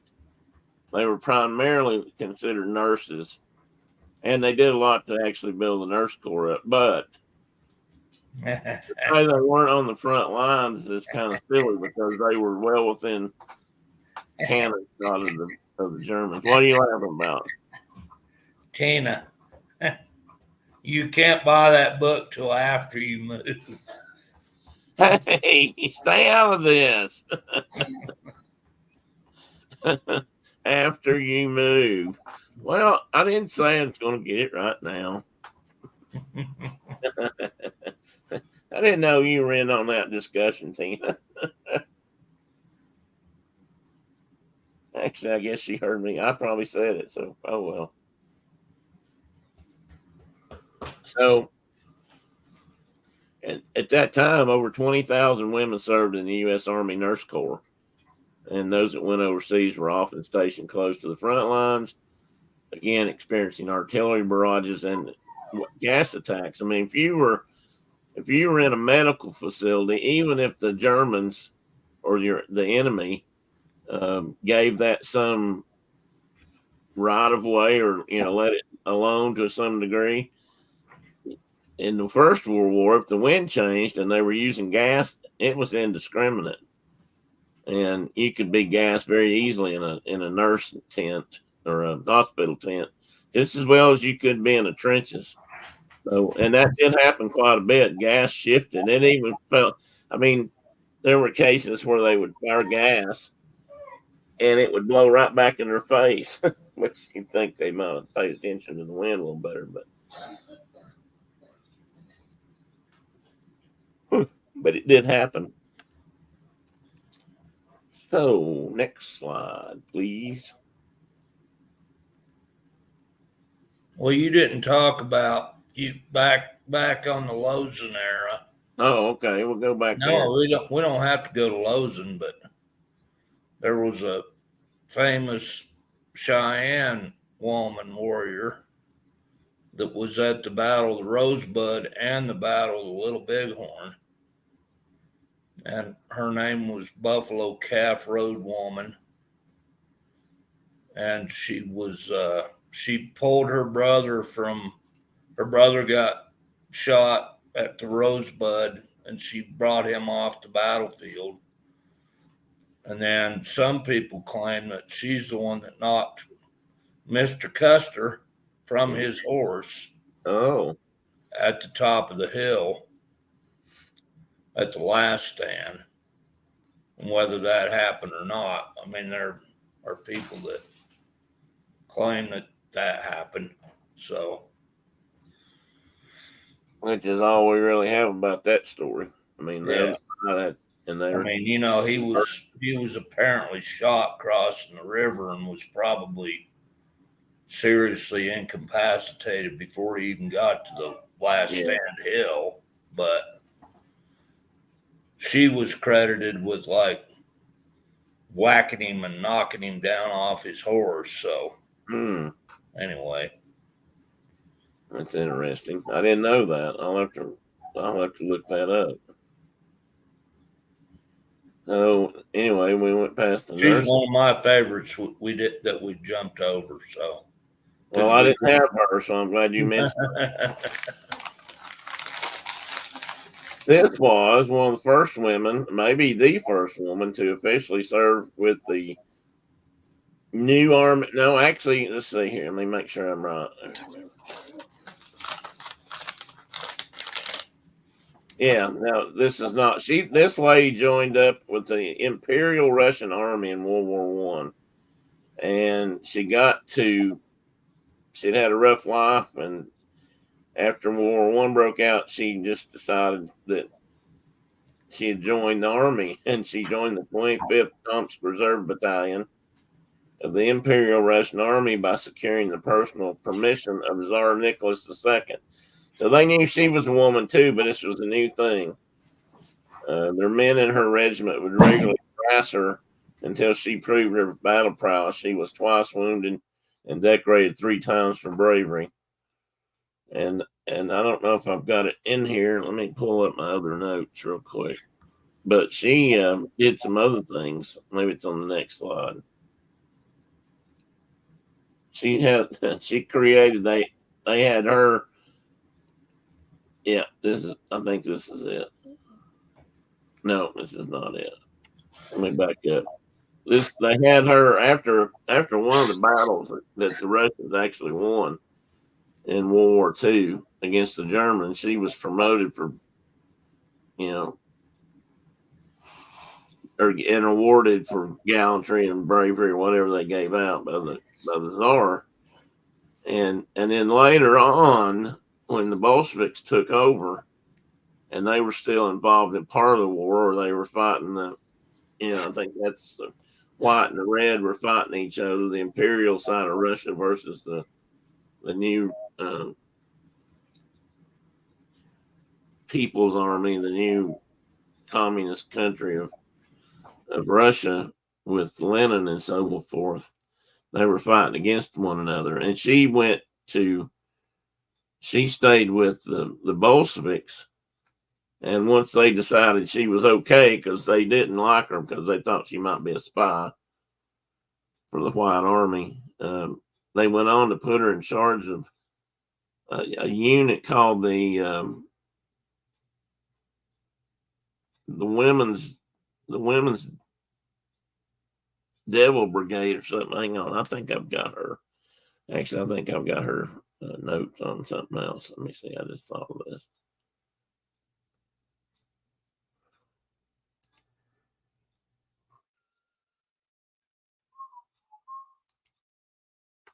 No, it's not her. This is her, I think.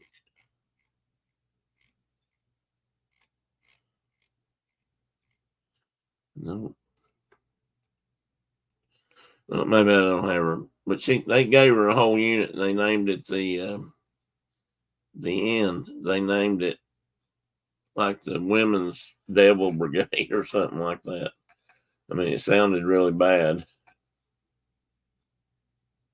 So there were some other women. Dorothy Lawrence fought with Great Britain. She was an English reporter and couldn't get down to, where she wanted to be on the lines. So she went down and, as opposed as a man, became a soldier during World War I. Her success as a journalist included articles published in the Times. And after the outbreak of the war, she wrote a number of articles for Fleet Street newspapers from the front lines. I'm not sure how long. Oh yeah, it did. On the front line, she worked it. And this is what impressed me, because this is no easy job. They put her to work as a sapper, and sappers did all kinds of things with the mill. They helped dig trenches, they helped create bunkers, they helped build stuff like that. They blew up stuff, they tunneled, they dug, they kind of like miners, and they just did a lot of stuff. And she was, right there with them. And we would call those combat engineers now. yeah, I think so. Yeah. No, that's who they are now with us. Where did that fall into they used to have a group that did similar stuff called the Pioneers. They went through, they'd march in front of the army, cutting trees and down, making room, that kind of stuff, at least in this continent. And I guess that kind of evolved into that too, maybe. But that's what Dad's MOS was a combat engineer. Yeah. And they placed mines, and they looked for mines, and they blew stuff up and rebuilt it and whatever.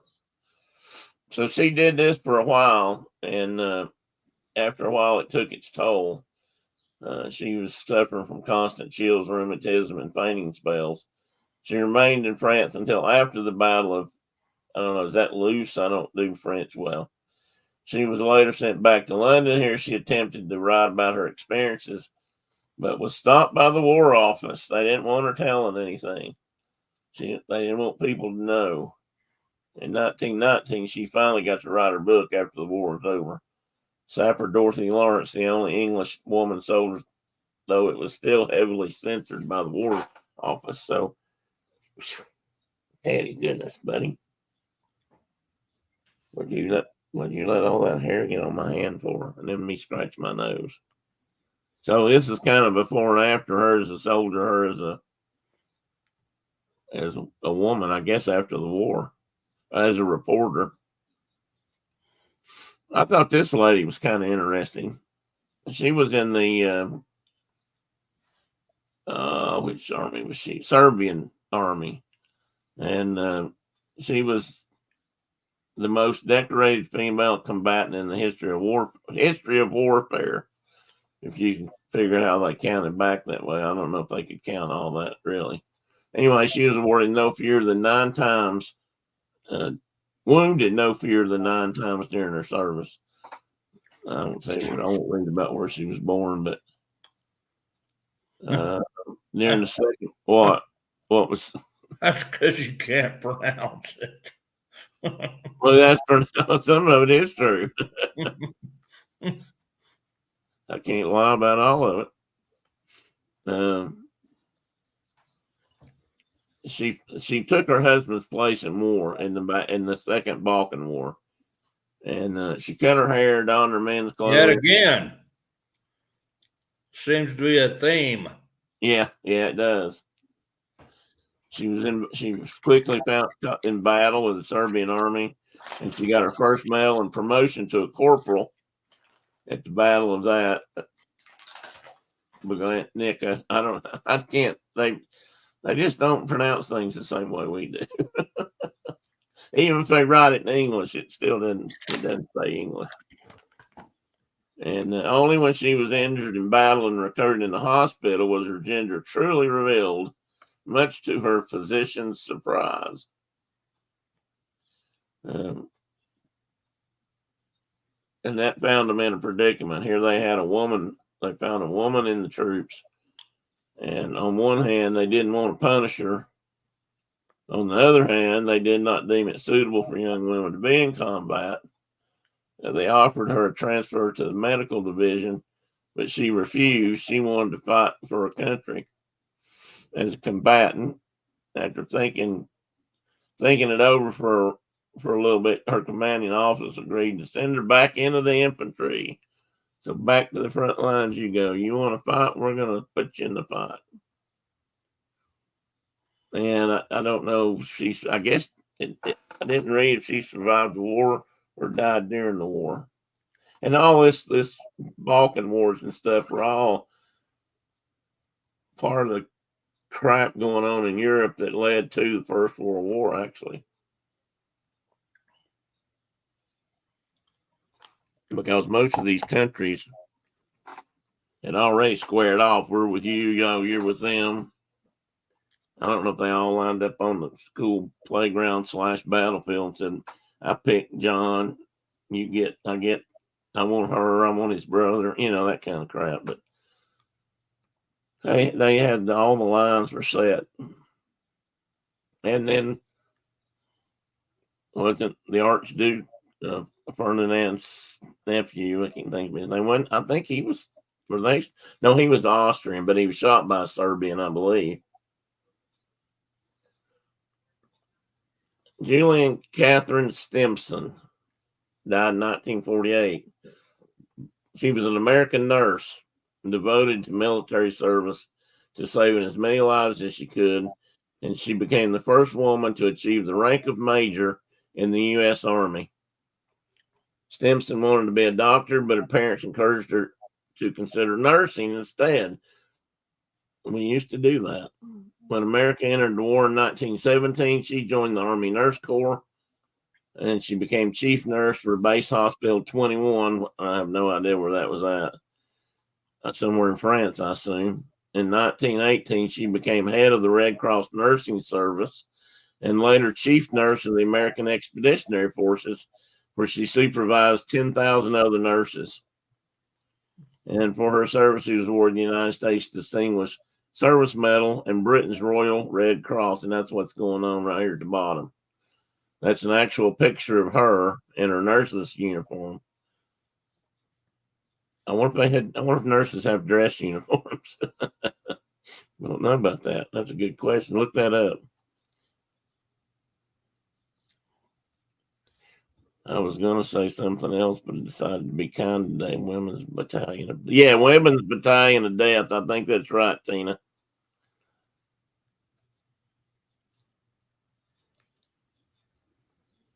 I'm way behind on chat, guys. I apologize. I've been looking at this too much today. But anyway, so there she went. But that looks like Pershing. Oh, well, she was American, so it would be. That's Pershing pinning her Distinguished Service Medal on. I doubt there were many women that old, that age, that actually had something like that to even show off or have to show or whatever. And for today, that's the end of that. And I might do something else. What time is it?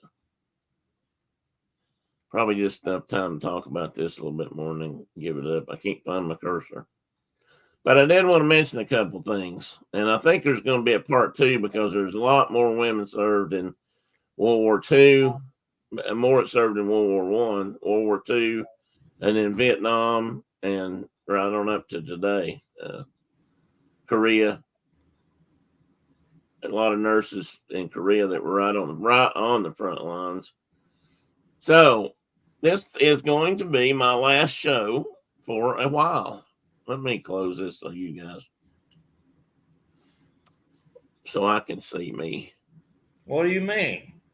Well, you're moving. Hang on a minute, because I'm going to be disconnected for at least a couple of weeks, maybe not 2 weeks. Damn it, where's my there? So I can read it. Oh, I forgot to turn this off, didn't I? I'll get it together here in a minute. Acting like a drunk soldier. This is going to be the last show ever from this base, from this place. So that's why my maps are, curtains are packed. My flags are packed up. My flag stands, my light stands. But this is going to be the last show from here, and I got to counting. And I made at least 204 live video streams from here, and that includes the Saturday morning shine and the nighttime stuff I do occasionally. And I hope to be back I've already got the internet stuff lined up. So if everything goes right and that gets put in, or if it's up and running by then, and it should be, I'll try to be back on Saturday after next and see if I can't do my first show from my other building, whatever I'm going to call it. So And, when's move in? well, we should be able to move in. I mean, hypothetically, we could move in Thursday night.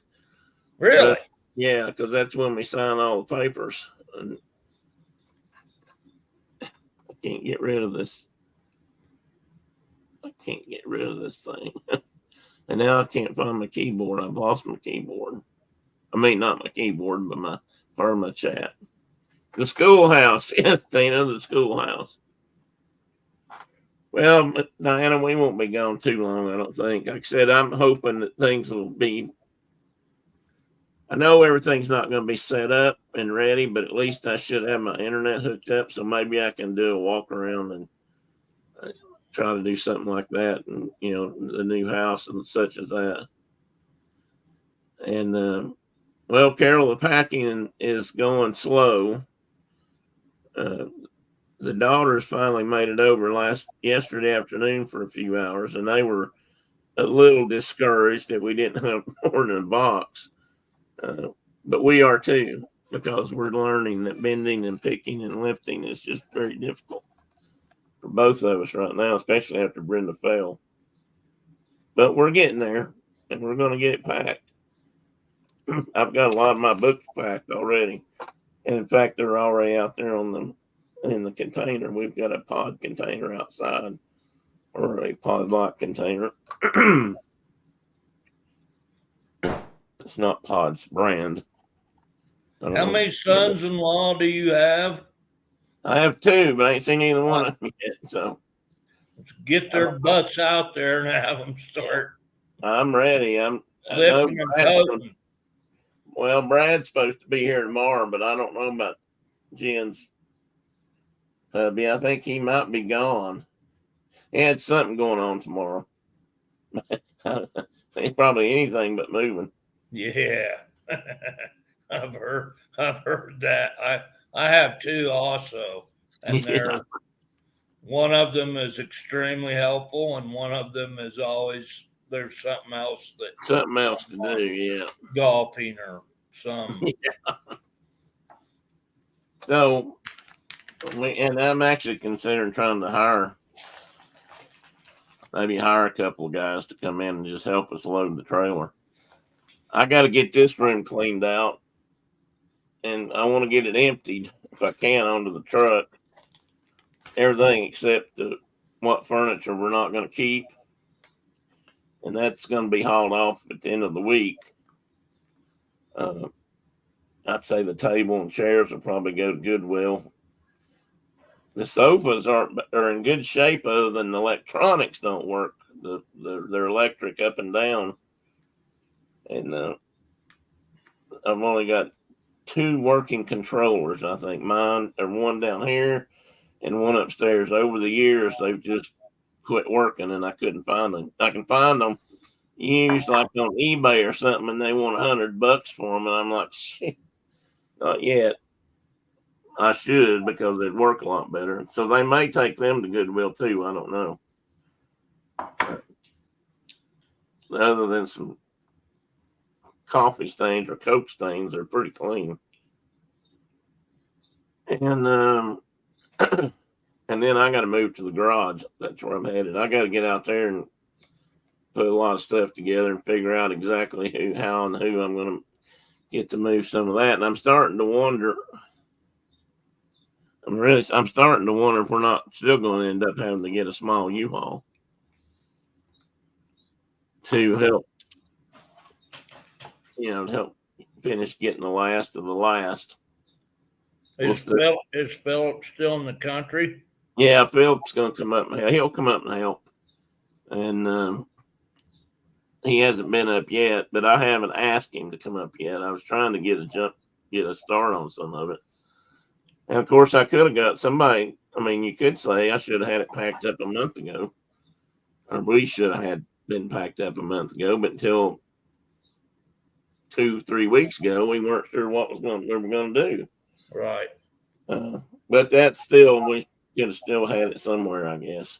But anyway, hopefully we'll be able to empty everything out in the next few days and be ready by Friday. Anyway, I mean to go Friday and pick up the container, and they'll take the container up there and set it up, and at that point we'll just be unloading once we get everything gone from here. Phil's got, I don't know if Phil's still got a motorcycle trailer or not, so I may have to rent a flatbed. Not a flatbed. I don't know if they actually sell motorcycle or rent motorcycle trailers, but U-Haul has trailers that I can strap both bikes into and have them moved, and sundry spare parts. So we'll see. It's gonna be fun. It's a fun time around here right now. Yeah, buddy. If anybody just don't have anything else to do, hey, Carol said she said, I know, Diana, that's true. What I say? Let us know what Teddy. Be sure those humans of yours give you extra attention and treats. There. Oh, come on, Carol. How much more extra treats and treatment do you think he needs? Just how much do you need? Lots and lots. Carol wants me to give you more. That's why she's the president of your fan club. Anyway, he's they're kind of, both of the cats are kind of wandering around like, what the hell's going on here? They know something's going on because they see boxes being filled instead of left empty for them to play in. And they have definitely felt a disturbance in the forest. Yes, they have. Yes, they have. We actually bought another backpack, or bought a backpack with a bubble back that Chloe seems to be receptive to riding around in. She's a funny cat. We've got one of those sort of springy tunnels that they can run through in the house. It's about 4 or 5 feet long. I don't know. And they like to play in it. Well, Chloe, they'll both get in there and lay down, hide. He's about to get where he can't get in and out of it, but she does, and she launches through that thing. I swear it's like a missile launching too. You can see her at the back getting ready to go, and then boom, hit the button and out the other end. But she'll get in that thing, and Brenda will pick it up. And she loves to swing and just go back and forth like that. She'd sit and do that for hours if you'd do it. So we're hoping she'll take to the backpack better. She does not like, neither one of them like the the hard case carriers. They won't. They run and hide. They don't want to even get in. If they see it coming, then they both leave town.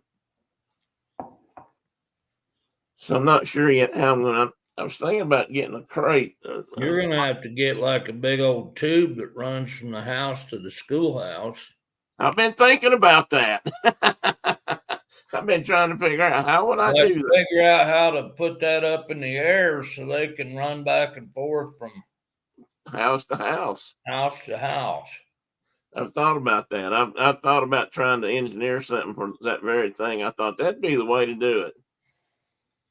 Leave a few spots where they could see out, and then but other spots just leave black or dimly lit. But I definitely could. How far is it? Like 10 or 20 yards, or 20 or 25 feet, I think. So 15 yards or less, I believe. Yeah. No, less than 15 yards. I don't know, 10 and a half, 15 yards, something like that. Yeah. Nice, easy bow shot. You can. Oh yeah, easy bow shot. I could. Now from the garden spots on the other side. You're definitely going to have to build something so Teddy can go out to the schoolhouse. Yeah, it's in the works. I'm trying to figure that out. I think it's going to be it'd have to be aerial if they went back and forth, because I wouldn't want to dig up a trench and bury it. And I don't even know if they'd use it, and I don't want it to be an obstacle for the lawnmower, Right. which we have to worry a little bit more about now because we've got a nicer or bigger yard. And I've already found a guy that wants to mow my yard, so we're going to see how that's going to work out. Oh, good. And the owner's going to mow, or not the current owner is going to have it mowed for us Monday, so it's it's not needing cut as soon as we get there, which was very nice of them. And as far as we know, they've either already got most of their stuff out or they're in the process. We don't know. They may have had stuff already gone when we got up there. I think I was under the impression, and maybe Brenda said this. I don't know if she's still in here. Carol asked about what's a kitty Skyliner? Well, it's like gondola cars on the road, across the. Oh, God. That would be an excellent idea, Carol. If I could design that would be really cool. He's just looking out for Teddy's best interest. Yeah, I mean, you could put the tunnel on the ground, like Tina said. You could put it on the ground and have it where I could close it off. Separate it and Yeah, that's true. I could. I figure I can just have them enter the, kind of like a cat flap on the ends if we wanted to shut it off at all. Yeah, and that way the coons can get in. Yeah. No, well, I was going to say, not if they can't get inside the tunnel, but you're right. They probably would. I am amazed that we have so many dogs. Yeah. But I usually put the dog door down in the evening so they can't just randomly go outside and bark at the horses or whatever. But I'm semi amazed that we haven't ever had a skunk or a possum or a coon or something. Well, we don't have possums, but we have badgers and skunks and coons. And I'm a little bit surprised we've never had one come walking into the house. I am too, because there's dog food inside that room, and they can damn sure smell dog food. And we have skunks close, real close. Do what? And we have skunks that come up pretty close to that door. I'm surprised they hadn't figured that out and come right on through. But I mean, you do close it at night. That probably helps a lot. But yeah, but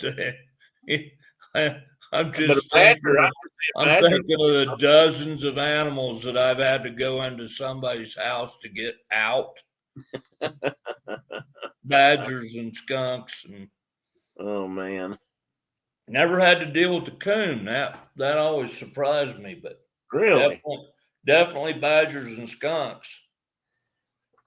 The problem around here is people two mustelids. It's handy, and just that one of them stinks real bad. Well, both of them stink. Oh yeah, that's true. All I know is I roped a badger out from under a guy's bed with a pegging string. Oh, you did? Which is the string that you use to tie a calf's feet together. For those that don't know, pegging string. It has a slipping loop on the end. And I roped a badger around his middle. And I found out real quick that you can't push on that rope hard enough to keep him from running up your britches leg.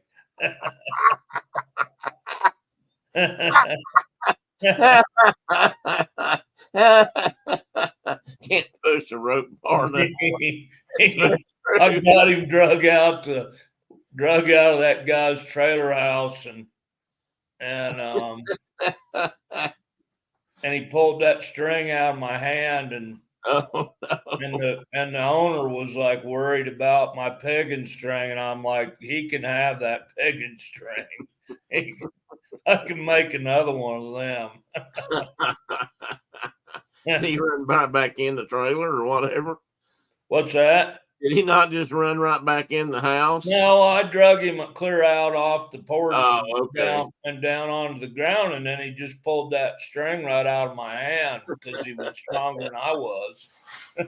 Oh, that's funny. He was a big old badger. The guy was like, "There's some kind of animal came in my dog door this morning. I don't even know what it is." And I looked underneath his bed, and it was like, "Well, I know what it is." When it started growling at me, and Because they're kind of ornery, them badgers are. so I stood up. I got on his bed with that peg. I made a loop in the pegging string, and had him shove a broom underneath the bed and like shoo him out. And he stepped right through that loop, and I caught him around the middle, and then the game was on then. The game was afoot. Oh, sorry, Tina. Sorry, Tina. That was a badger, not a squirrel. That reminds me of my buddies, a couple buddies I worked with at TVA. They had I told you Steve Cottrell, the one I worked with, and my mentor there, Right. for most early years and stuff. He did wood duck research on the Holston River. Yeah. Which was a big deal back then. They found Yeah. most heavily populated stretches of river in the country for breeding and feeding and that kind of stuff. But anyway, he had duck boxes out in places, and every once in a while he'd have to go check them. I guess they were counting brood,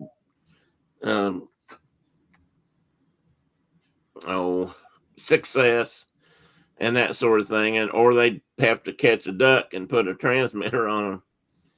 But they were out on the Holston checking duck boxes one day for egg, and checking the eggs, and this guy is a guy named Mike. He was helping Steve, and I think they were in a canoe.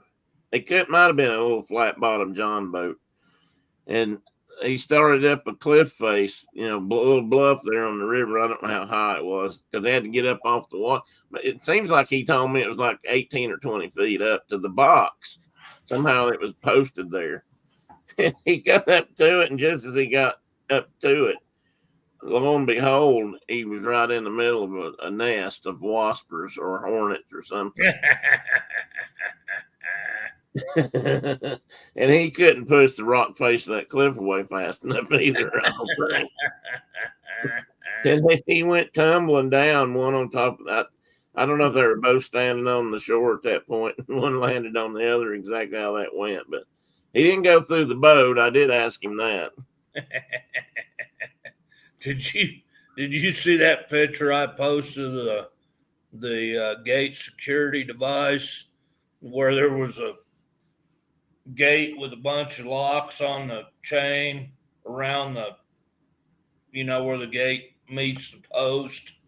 There was a chain, and typical, like there was 3 or 4 locks hanging there for whoever needed to go through the gate. Yeah, there was a ginormous hornet's nest built over those locks. I did see that. Yeah. Like, that'll keep you out of there. We used to do the owner and any trespasser. We used to have we had gates like that too, that we had, like, farmers were using to maybe mow hay on for us. We kept some areas in how they were when TVA started, and so we leased them to farmers. But we had this one guy place. He had a pretty big patch of ground that he was mowing for us, but it was unusual because at the bottom of the big side, you crossed over to what was a little island. Actually, if the water was up, you could cross it with a tractor. and but he crossed the railroad down there too. And the railroad guys would unload those trucks they drive on the rails. Yeah. They'd set those off there at the side of the road and then drive out up through the field along the fence line and get to the gate. Well, they were always supposed to have keys to the gate. But they never used them. No, hell no. All they ever used was bolt cutters. And then they'd leave it open because they'd go off to lunch or just leave. And the guy that was doing the lease, he'd get madder than 40 hells because he couldn't, his tractor and stuff were in there. He didn't want people in there driving around in his hay fields. Right. As he saw them, they were his hay fields until he needed us to stop it. And he didn't, maybe that's the East Tennessee thing, but people find a gate open, they just got to drive through it sometimes, especially if there's beer involved and, loud music and that sort of stuff. Jacked up pickup. So he'd just get madder than hell, and he would call me up and just chew my ass out. And I'd say, I can't remember his name, but I said, Bill, I'm sorry. You're talking to the wrong guy here. I didn't do it.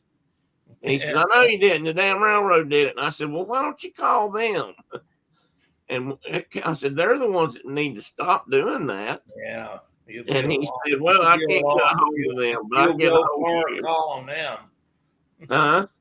You'll go a long way calling the railroad. Well, that's exactly why he was chewing me out. He couldn't get a hold of them.